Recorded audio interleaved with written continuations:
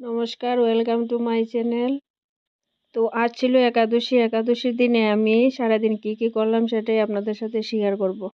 সকালবেলা উঠে আমি ঘর সুরা দিয়ে এদিকে ঠাকুর ঘরটা মুছে নিচ্ছি। তো ঘর মুছে নিয়ে আমি এইদিকে পূজার বাসন সব ধুয়ে এনে রেখেছি।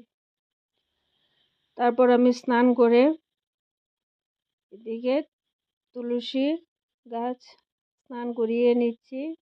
এদিকে ভীষণ বৃষ্টি পড়ছিল, বৃষ্টিতে ভিজে ভিজে আমি এদিকে পূজার কাজ করছিলাম। তো তুলসী নমস্কার দিয়ে আমি তুলসী প্রদক্ষিণ করছি। আর এদিকে আমাদের গাছে শিউলি ফুল ফুটেছে অনেকগুলো, সেগুলো আমি তুলে নিলাম। আর গাছ থেকে কিছু ফুল তুলে নিলাম। আপনারা কে কে একাদশী ব্রত করেন অবশ্যই কমেন্টে জানাবেন। তো ফুল তোলা আমার হয়ে গেছে। এখন আমি চন্দন কেশে তুলসী পাতা ঠাকুরের চরণে অর্পণ করলাম। আর এদিকে আমি কিছু ফল ধুয়ে নিচ্ছি। সবজি কলাগুলো ছিল আমাদের গাছের, আমগুলিও আমাদের গাছের।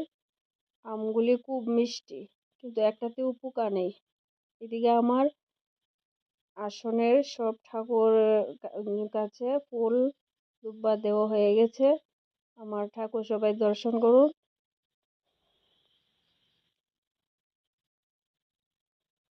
হরে কৃষ্ণ, রাধে রাধে।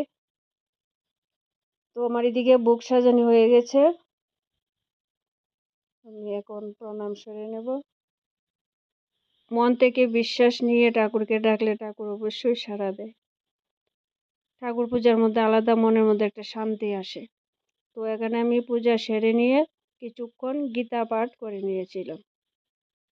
তারপর আমি পূজার শেষে প্রসাদ নিয়ে নিলাম। আমার চ্যানেল যদি আপনাদের ভালো লেগে থাকে তাহলে সাবস্ক্রাইব করে দেবেন। এখনকার মতো বাই, দেখা হবে নেক্সট কোনো ভিডিওতে।